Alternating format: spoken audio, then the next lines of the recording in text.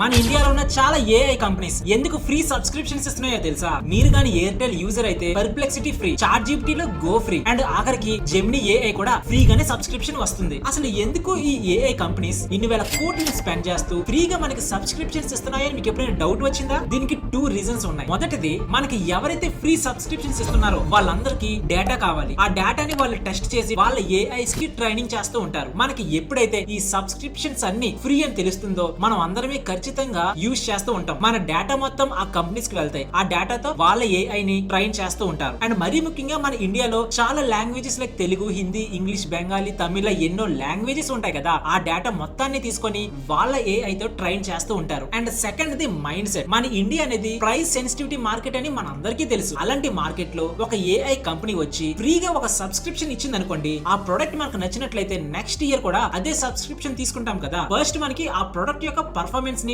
Taste ని చూపించి నచ్చితే వాళ్ళ ప్రొడక్ట్ ని నెక్స్ట్ ఇయర్ కూడా యూజ్ చేయడం కోసం ఈ స్ట్రాటజీస్ ని యూజ్ చేస్తారు. అంతేగాని ఈ కంపెనీస్ నష్టపోయి ఈ సబ్స్క్రిప్షన్స్ ని ఫ్రీగా ఇవ్వట్లేదు. ఇదేమి చారిటీస్ కాదు, బిజినెస్. ఈ షార్ట్ కానీ మీకు ఇన్ఫర్మేటివ్ అనిపిస్తే మన వీడియోని లైక్ చేసి మన ఛానల్ ని సబ్స్క్రైబ్ చేయడం మర్చిపోకండి.